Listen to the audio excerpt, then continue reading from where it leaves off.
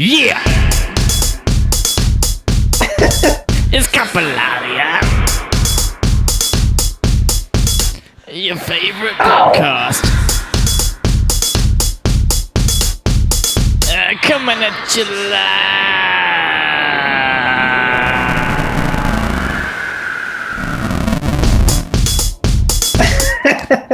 Coprolalia, the podcast that says, I'll take a couple of... we're here live from Jesus. We're Giles, where are we? Live from Jesus. We're at the site of Jesus's crucifixion and in a relative trajectory to where his tomb was as well. Well, allegedly, apparently, there's no true consensus between everyone's recounting of the story of his death and resurrection. Really, no one can remember? No one who was there can remember?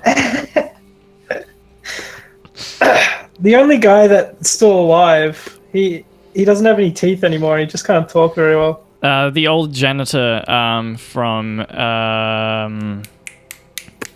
fuck. Damn it, Austin Powers. The old janitor from Austin Powers. He was there, guaranteed. Oh, yeah, that guy. He was in the background having a good... You know what old men sound like. So there's actually a church here called the Church of the Holy Sepulchre or Sepulchre. I'm not too sure. Both sound delicious.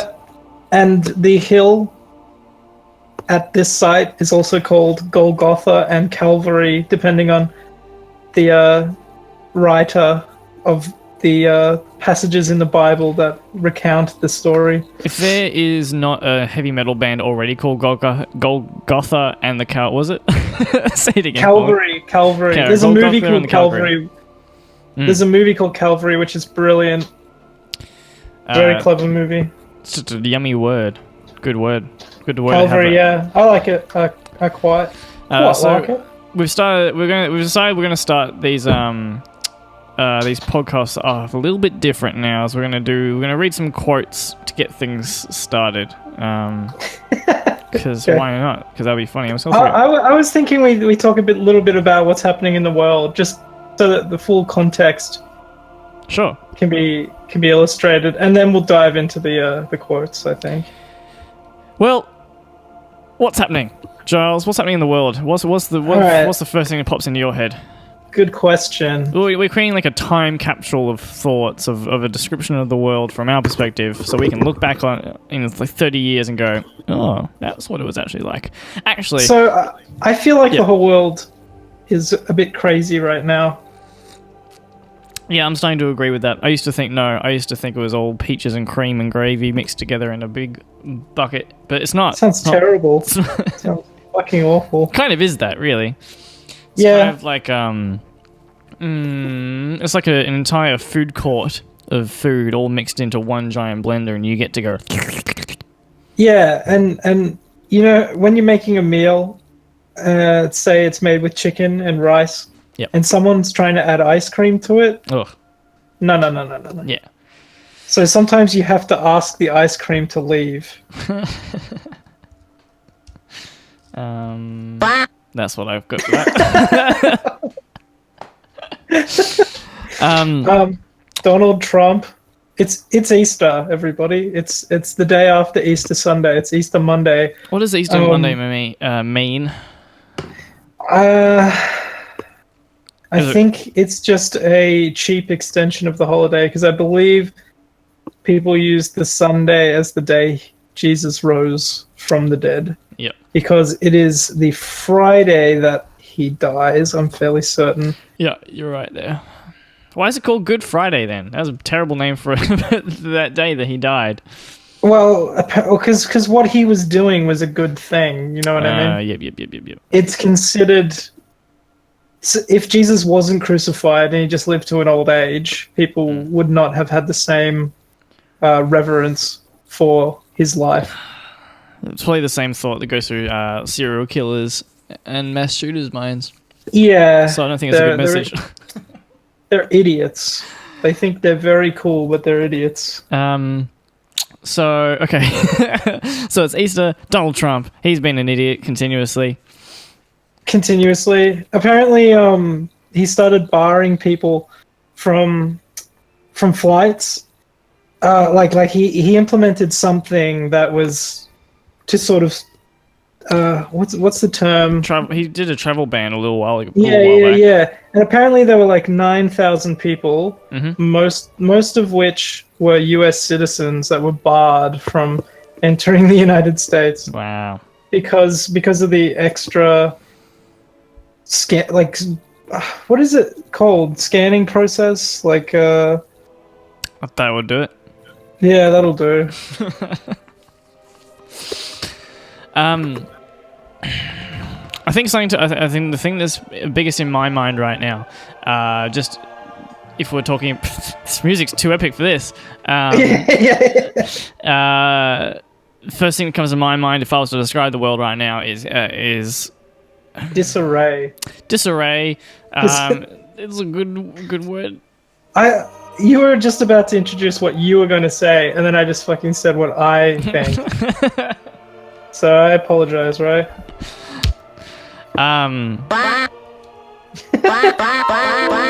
Hold up. I need to turn that up. There it is. It's the musical equivalent of holding up a sign that says, like, laughter. Yeah, that's true. The audience. Basically, just like with Twitter and things like that, where it's just very easy to find echo chambers, and then also so much easier to overreact. So everything that we're reacting to, everything that we're talking about, is an extreme and dramatized version of almost everything that's happening. That's kind of character. That's what characterizes this time period for me, which is the most scary thing to me, because we're not fighting each other; we're just fighting these ideas of each other that we have.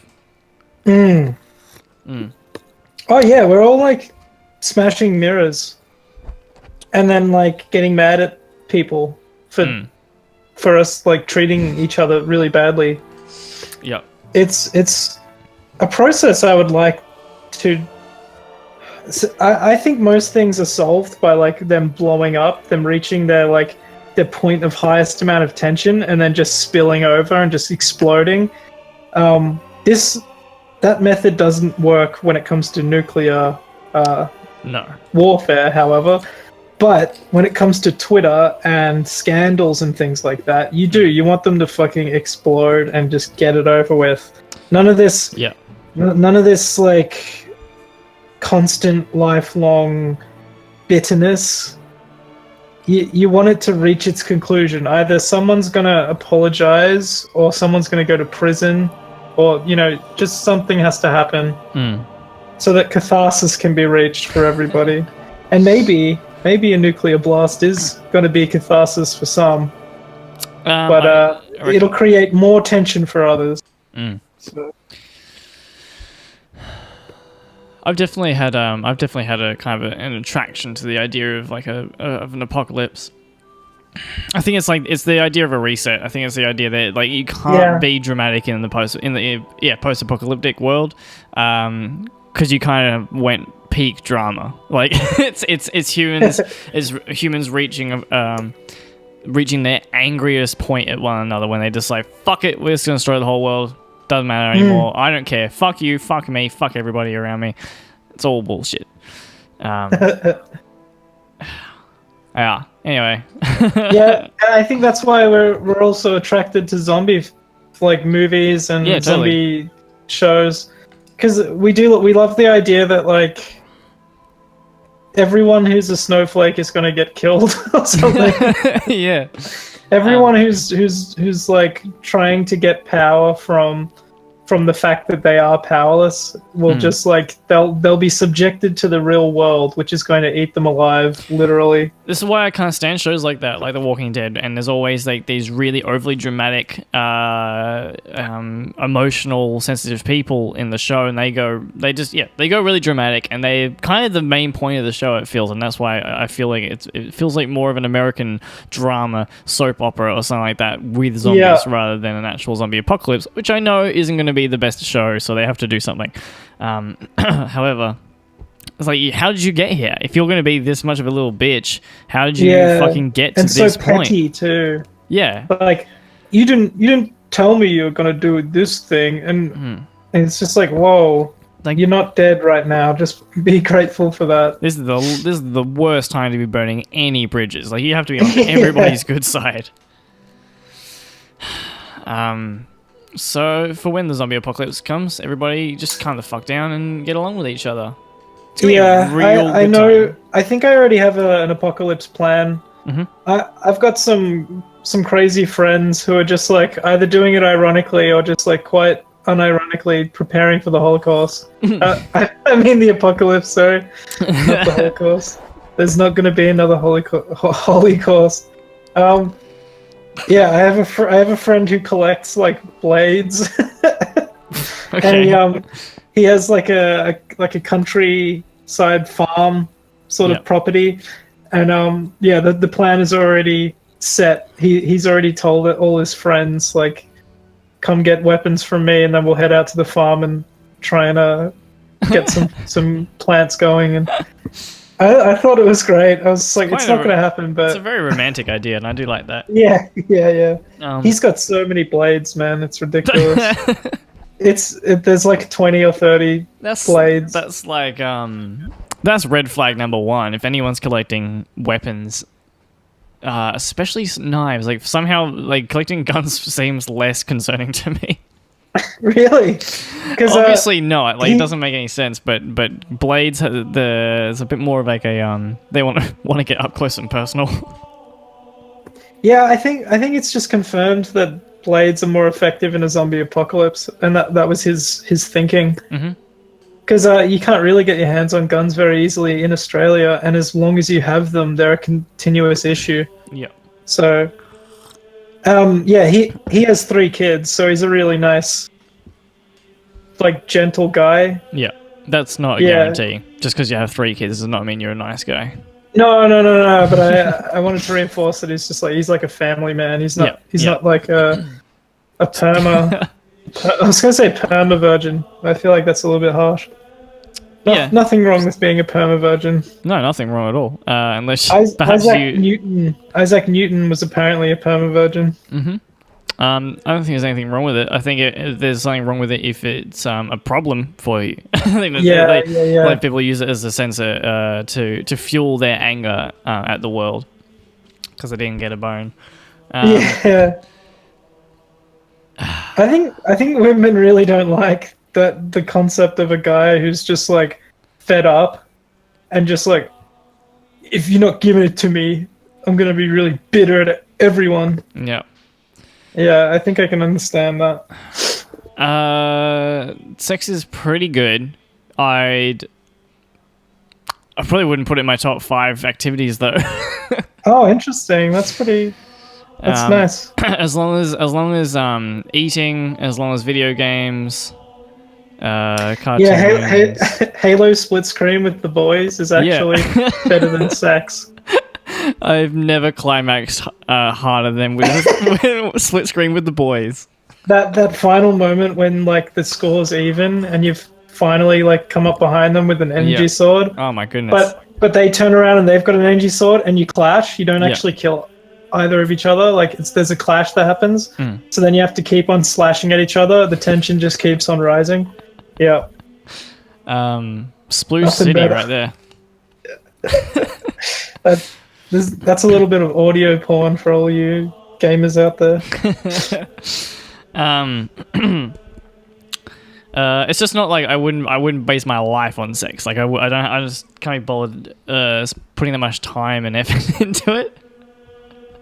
Yeah, look, I think it's one of those things where the more time and effort you put in, the better the experience is. Absolutely. However, it also means the worse the worse it feels when it doesn't work. I think. Yep.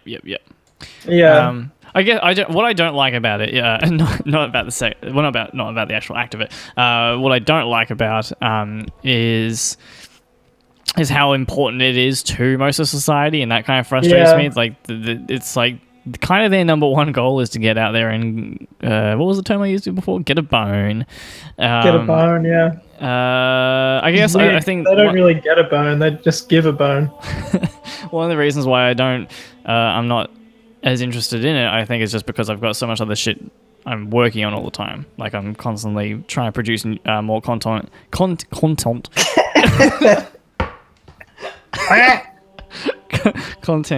for online. Which now that I say it out loud sounds very sad. I just post on Instagram instead of getting a bone.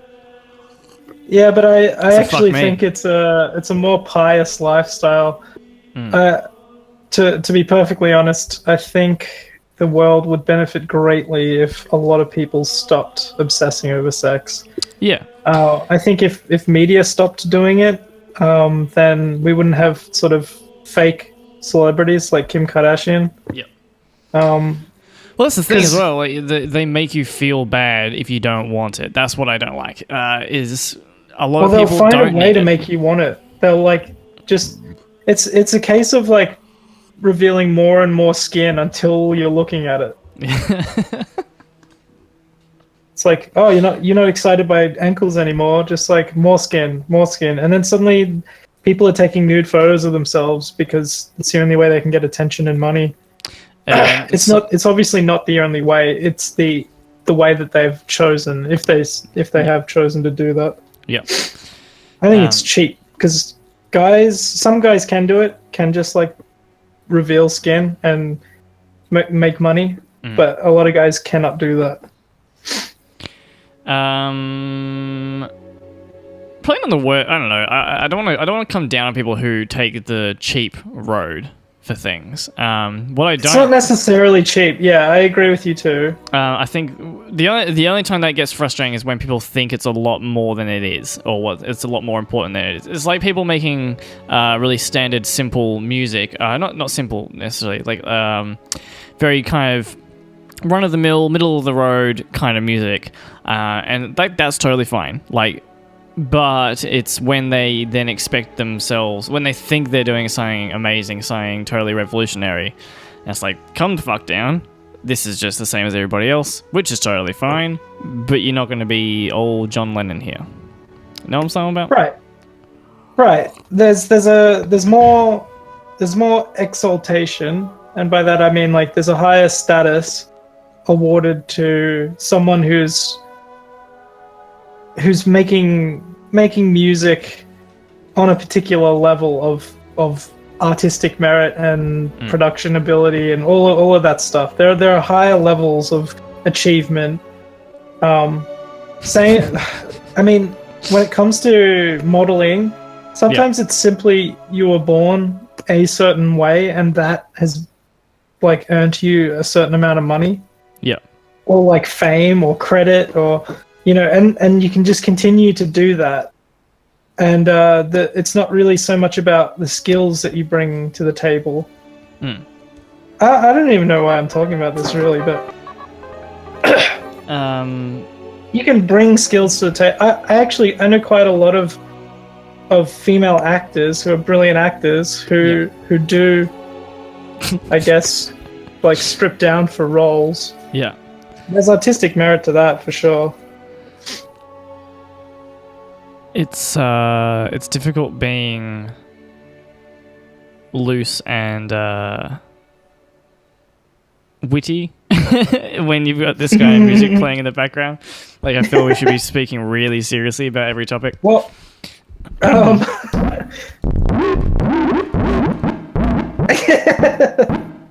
just taking the edge off here. Well, all right.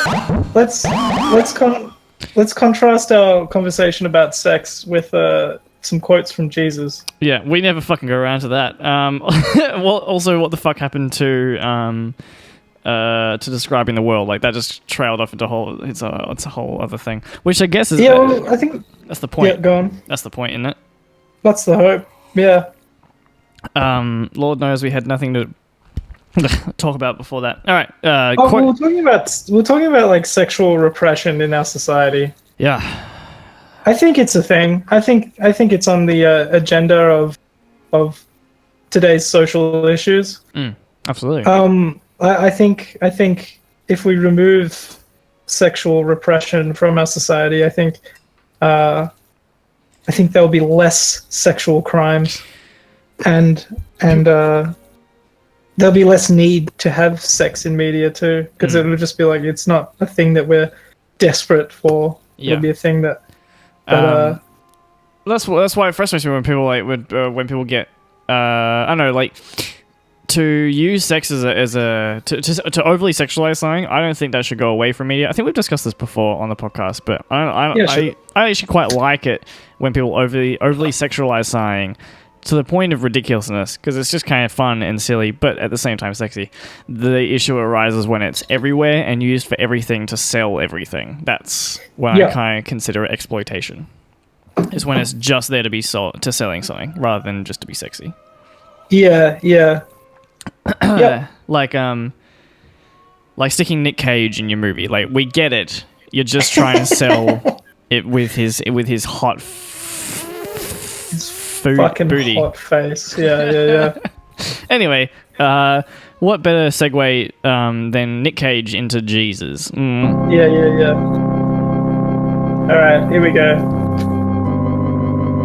For those, I feel like Jesus should have like a bit of a voice. Well, do it then. Jesus needs a platform, you know. For those who exalt themselves will be humbled. It's fucking Paul McCartney. And those who humble themselves will be exalted. Therefore, I tell you, whatever you ask for in prayer, believe that you have received it and it will be yours. And when you stand praying, if you hold anything against anyone, forgive them, so that your Father in heaven may forgive you your sin. Make sure you eat chocolate on Easter. Hide the eggs for the kids. Me and Ringo love a good egg hunt, I'll tell you that. It's not so much about the finding the eggs, but the searching. Cheers for that, Ringo. Beautiful. Yeah. Let's just end it there with the chocolate. I'll do a little Goodbye, everybody. That's the end of the show. This has been. That's not our bit. I can't steal that bit. There's going to be a point one day when somebody's going to listen to this podcast and then listen to Dynamic Banter and just go, too much. This is just a wannabe. I don't even know, because I've never listened to Dynamic Banter, except for maybe short passages that you've shown me.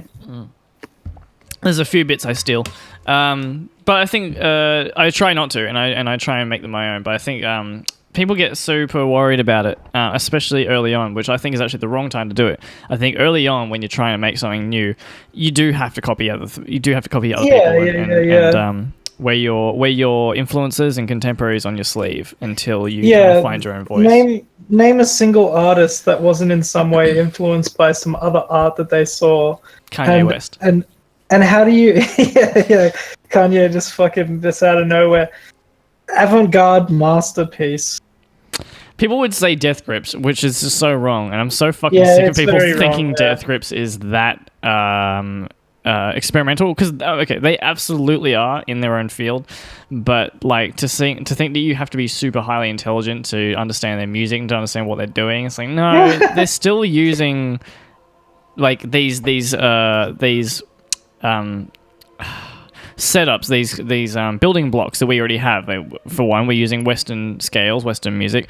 It's a 4/4 beat. It's played a bit weird, but it's still like you listen to it and go, oh yeah, I can hear a bit of hip hop beat in that. He's still rapping, he's screaming it, and he's also talking about the same topics.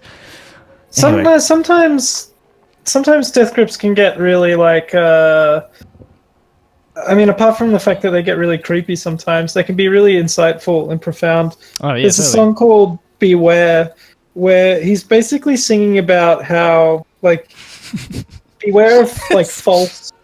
He's singing... Yeah, he's singing about, is he? Beware of people who will try and cast the illusion that they are masters or gurus or whatever, and then realize that the beast... That beast you worship is actually yourself. And yeah.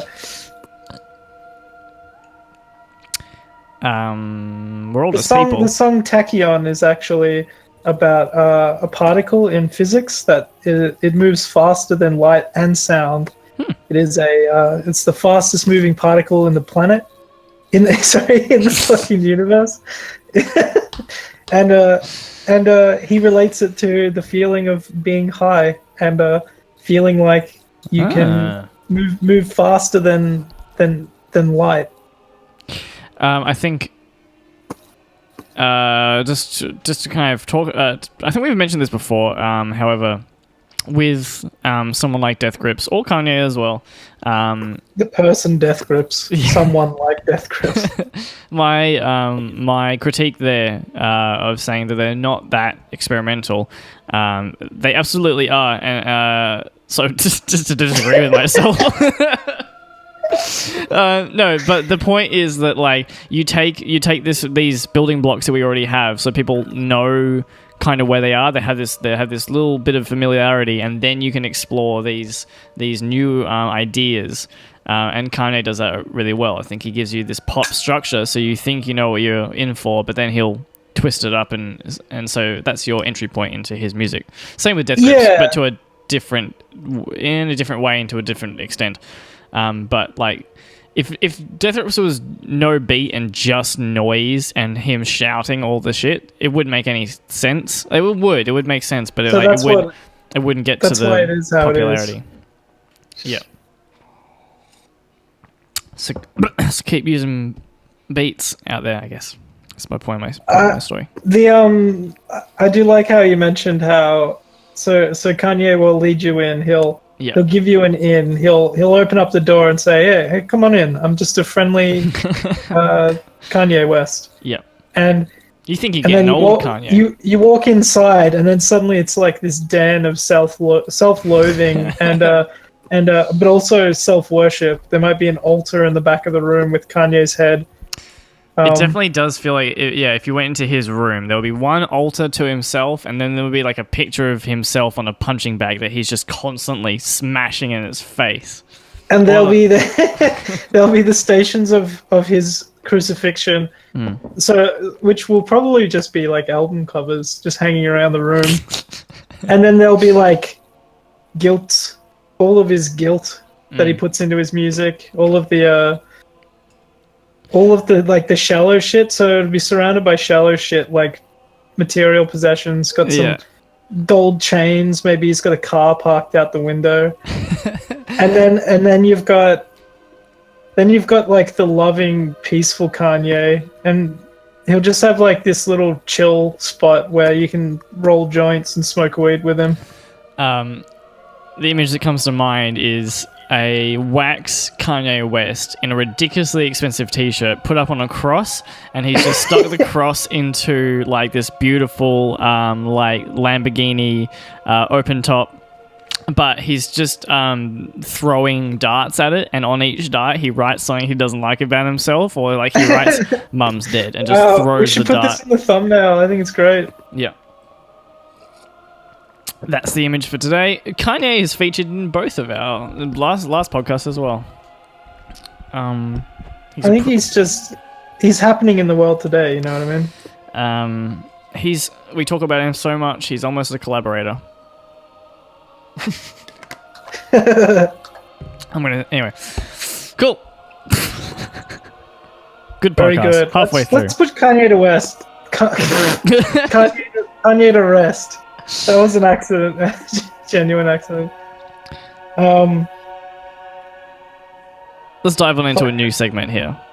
Yeah, let's do it. Alright, hang on. I've got a thing here. This is our new segment called What Kind of Crap Is This?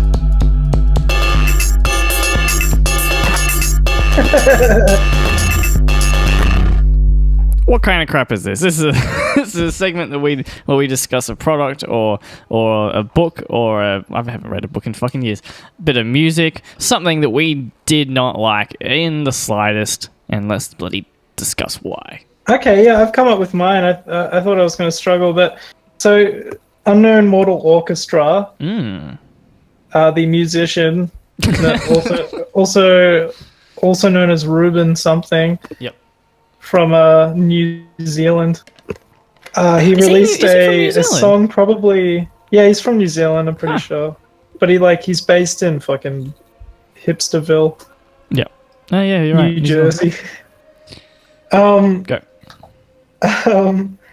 So I think he's like releasing material for a new album, like hyping people.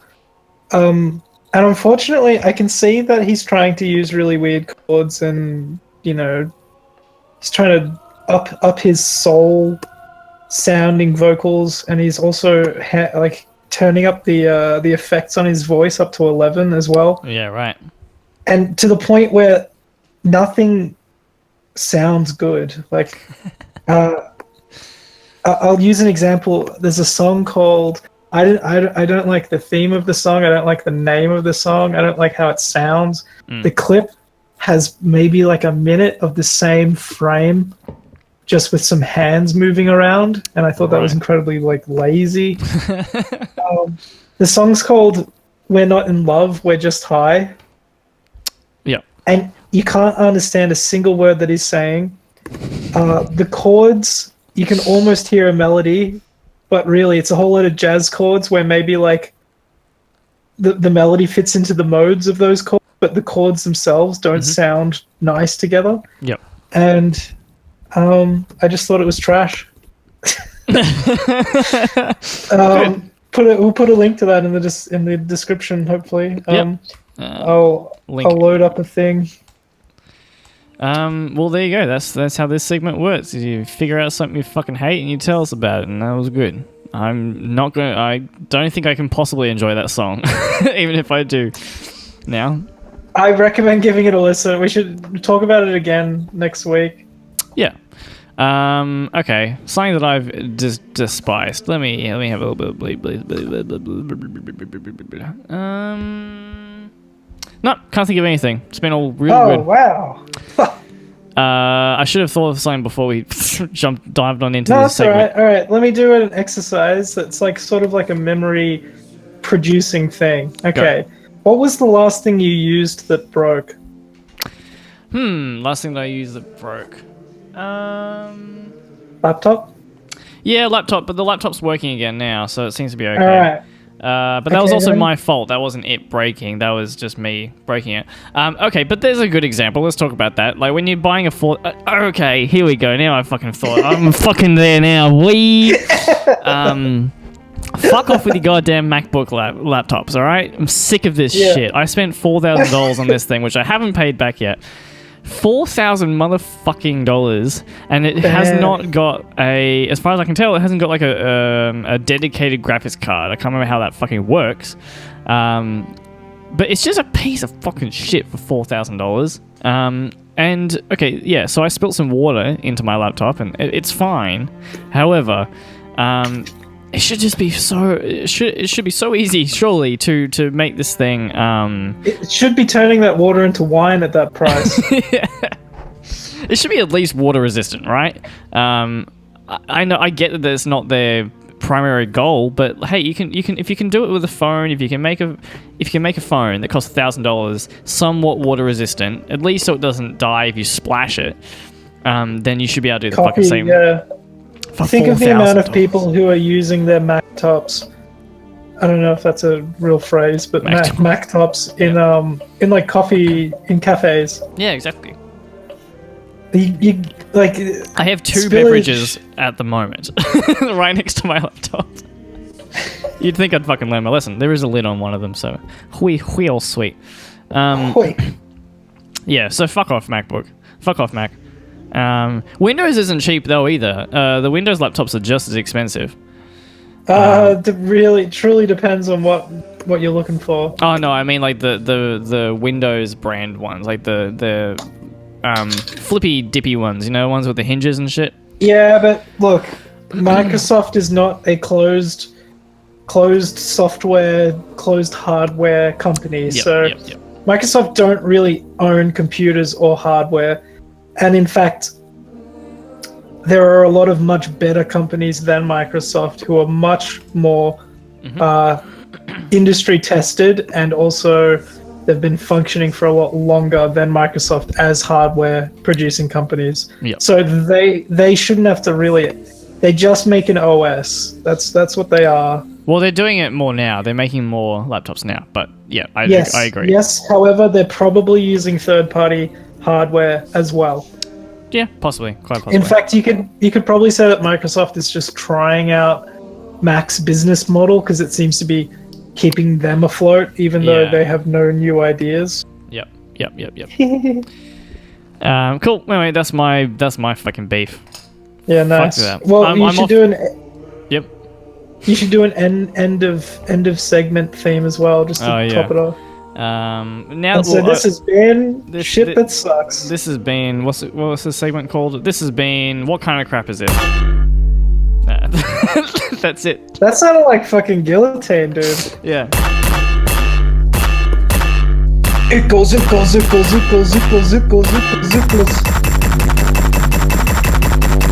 Wow.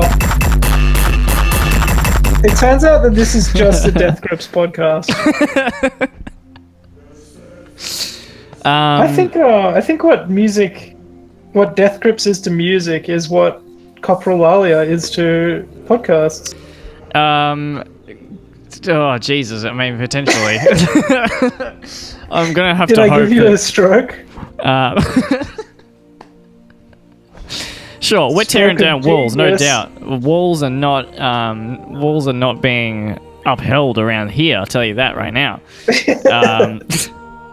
But Death Grips also is genius and quality, and I would also say a little bit more preparation goes into their final product. Apparently, they're working with the director of Shrek on their next project. What are they? What fucking? Do you think they're just going along with the meme idea now? Like they just have fully embraced the fact that they are a meme band. Well, yeah, but how do you embrace that? Because well, that's where it goes wrong. Oh, okay. That's where it goes wrong. Yeah. And I guess they've done a pretty good job because I think they have embraced it to a degree, but they've also remained removed enough from it. But like, if you try to be a meme band, it's not going to bloody work, right? Well, all publicity is good publicity, or whatever they say. I really can't say publicity very well, but yeah. I think it's all right. If Death Grips' next album, if it had, Shrek going. No, wait, Shrek doesn't actually say this. It's just the beginning of the song All Star. If it just says like somebody and just like, if that happens, I will both. What will you do? Yeah, you'll love it there, right? I'll love it, yeah. But has some musical merit been lost though? Yeah, but they've also released so many fucking albums. So like, I've got enough Death Grips. So if they want to fuck around and just make a joke of us, if they want to basically troll their audience and their fans, they already have. Then fucking do it. Same with Rick and Morty, and I saw that Rick and Morty hasn't been fucking renewed for a fourth season. Yep. Which I love, just to see the fans go ape shit, because fuck them. It's got a good track record anyway. 3 good seasons. Isn't that enough? 3 really good seasons of that show? I can agree with you there. I think Justin Roiland and Dan Harmon both have humongous amounts of projects within them, and they should just keep going. They should keep making new shit. Yeah, let them explore some other ideas. And also, you can just go and explore some other shows. There's lots of good shows that are just waiting to be blown out of the water in terms of fandom and popularity.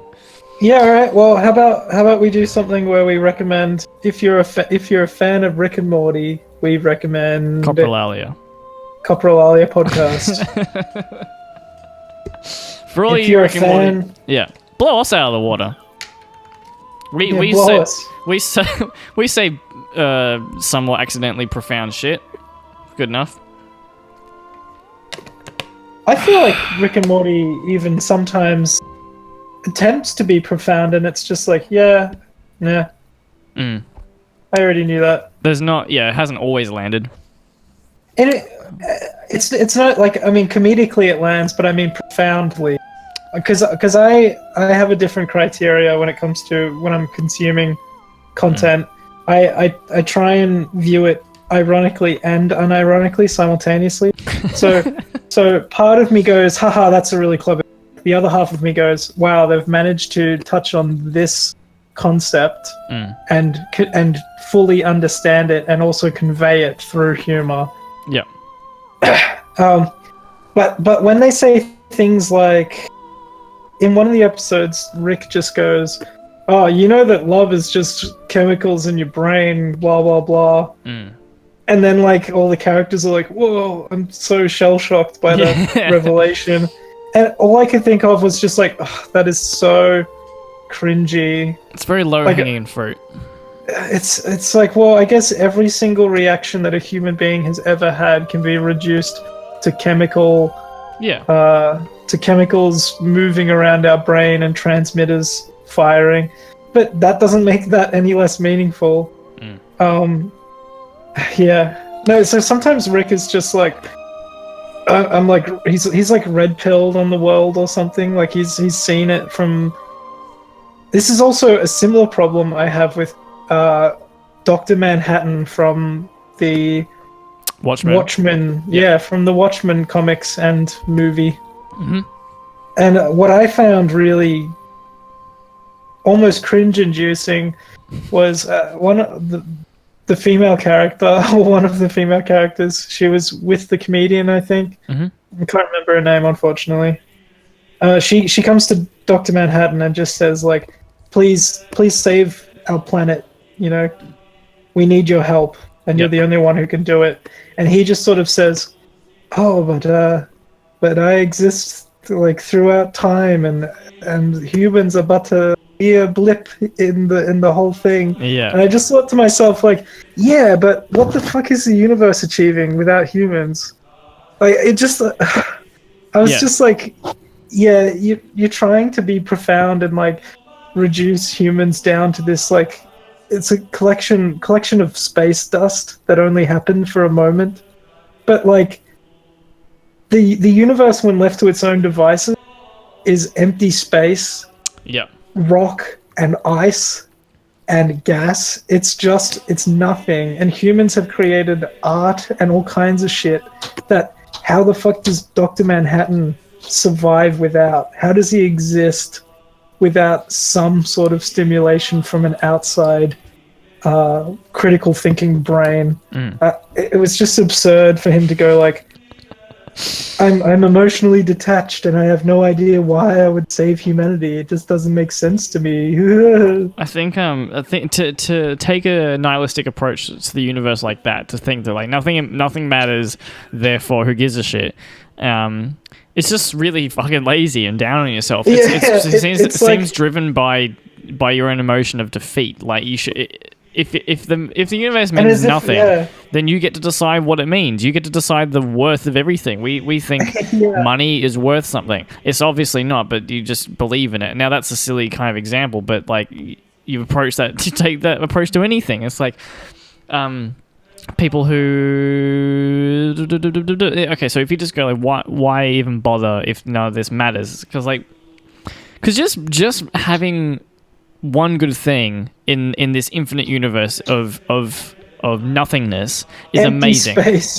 having avocado on toast is astounding. Like, how impossible is it that we got to the point where a planet sustained life for long enough for, first of all, avocados to develop, wheat to develop, and then a race to get intelligent enough to turn the wheat into bread, bake it in with fire in an oven, and then smush down an avocado. For us to figure out how to make tattoo guns and to turn ink into artwork that we then put all over the arms of the people who make smashed avocado for us. And we figured out like how far you can stretch earlobes before they break. Amazing. Bust. I think it's called busting before they bust. I mean, you're absolutely right though. Which is more profound? Nothing, or a whole lot of more than nothing. Yeah, Giles does with everybody. yeah. Last night I went and saw Robert Plant from Led Zeppelin live in concert over at the Palais Theatre in Melbourne. And I had a moment where during the first half I actually got quite emotional, and I don't tear up very easily, but I kind of got that feeling like I was going to. I didn't, because I'm a big boy. Interesting. But was it the mythic quality of Robert Plant? That was the first thought, looking up on stage and thinking, "Holy shit, that's fucking Robert Plant!" Like he's from another this is the guy that era. Sorry, yeah. Like Led Zeppelin, it was such a cultural force, but to me, it was almost like reading it in the Bible. Like it doesn't seem real because it's just a vinyl record in my dad's collection. And then to see the guy who made that music, who impacted so many people's lives, to be there on stage, having a good time and killing it at whatever age he is. I think he's 69.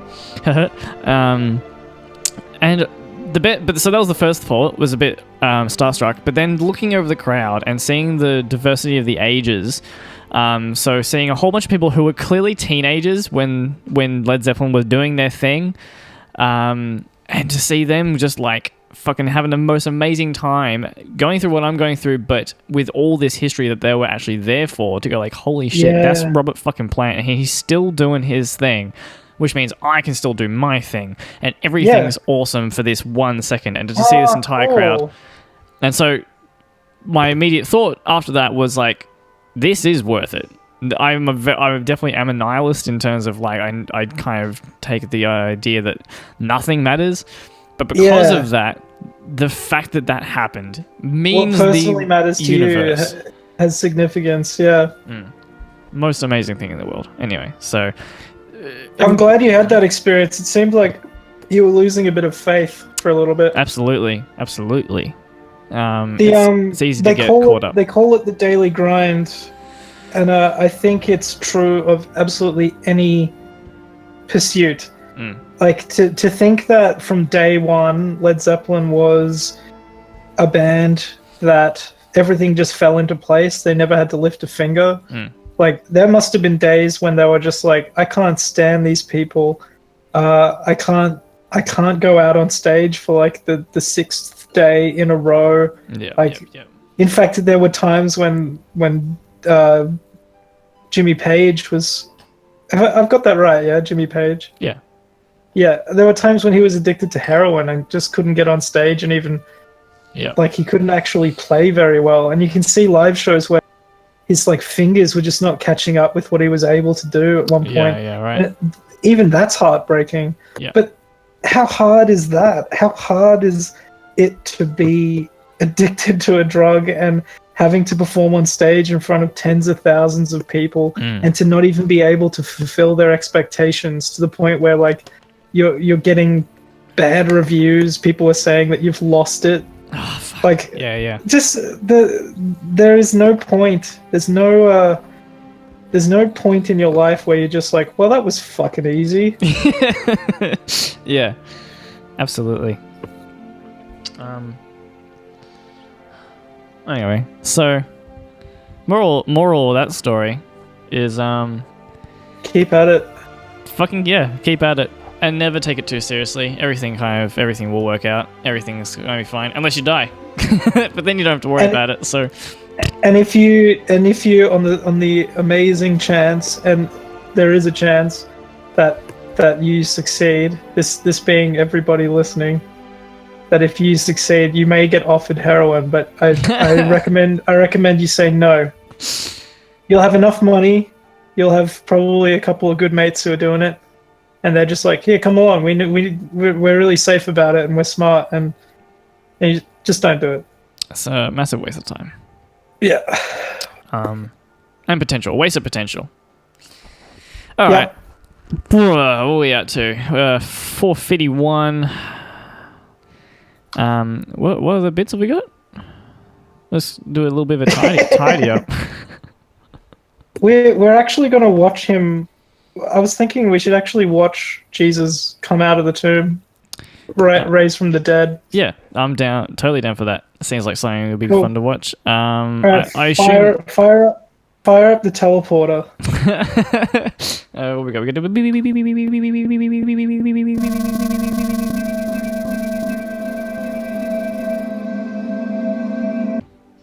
And now we're elsewhere. That's how teleporters work. Nice. I can feel it. It feels like we're in old Jerusalem.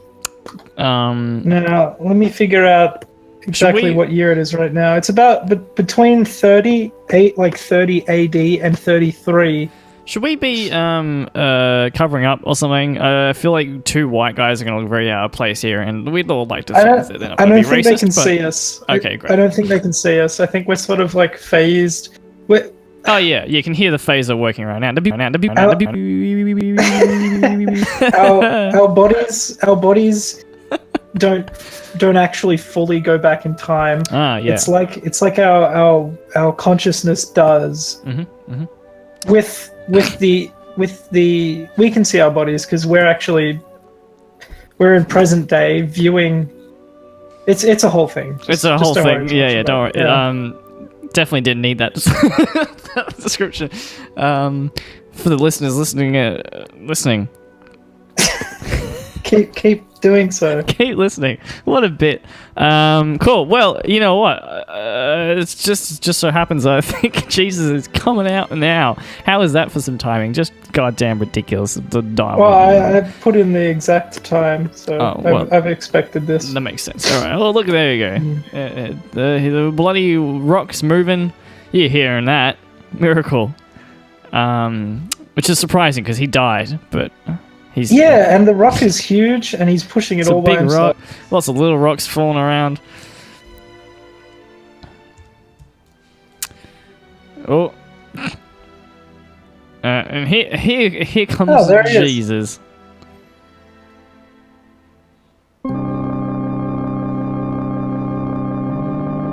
Hello, my children. I am back. I've come to remind you all to eat chocolate. Eat lots of chocolate. Hide it for the kids. Did they? Where'd you get that? Where'd you get that? Their futuristic organ, Jesus. Where is that coming from? I can hear something, but I don't know what it is.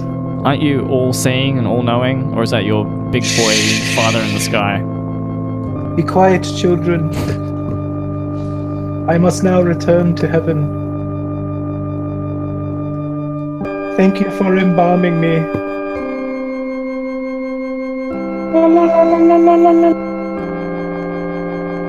And there he goes. Beautiful. That was actually way more beautiful than I was expecting. It was nice. I found it strange that he had an Indian accent. There was a bit of an Indian accent going on there. Well, I mean, Jerusalem is closer to India than it is to America. Yeah. So I'm sure there's more chance of him having an Indian accent than an American one. This is true. It would be hilarious if he had I mean, he does. It's funny that he has a thick Indian accent. Cool. Well, that was not an Indian accent. I might have to listen back, but slight tinge. We recorded it all. Yeah, we're smart. Because we were recording a podcast. That's how podcasts work. I thought it was weird how he asked everyone to have chocolate eggs. I still think that's a weird thing that seems completely unrelated to. Yeah, I did Jesus. notice that. I also noticed on his tunic, his like robes, there was like a little Cadbury logo kind of hand stitched on there, which seems strange. Wow. Nonetheless, not going to question the big boy. Well, while we're here, why not we'll at least we'll open up some letters and we'll wrap up the podcast and then we'll transport back into our normal time. Excellent. Cool. Oh my gosh, I have one here. Yeah, you should do it. Let's just get it open, shall we? There you go. Dear Giles, which is me for the listeners. Yep. I write to you from the morrow. There is a faint scent of murder in the air, and I sip and I sip upon a gin and tonic. I write to simply remind you that Thompson's miracle cure will sort you right out. So take 15 a day and you'll be fine. Keep up podcasting. I've learnt nothing and found no solace in its existence. Yours faithfully, Big Boy in the Sky. Thank you. I'm getting this weird amount of catharsis from this whole experience. Well, thank you for Big Boy in the Sky. I guess that might be. Yeah, thanks for that. That was positive. That might be God's gangster name, Big Boy. No, that's the rapper from Queens. Great, good letter.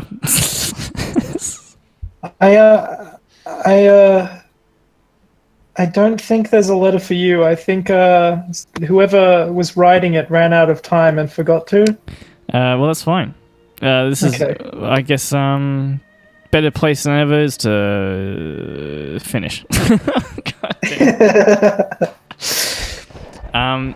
Goodbye, everybody. Well, here, where are we going? We're going one last little thing is that we're going to end every episode on a lesson.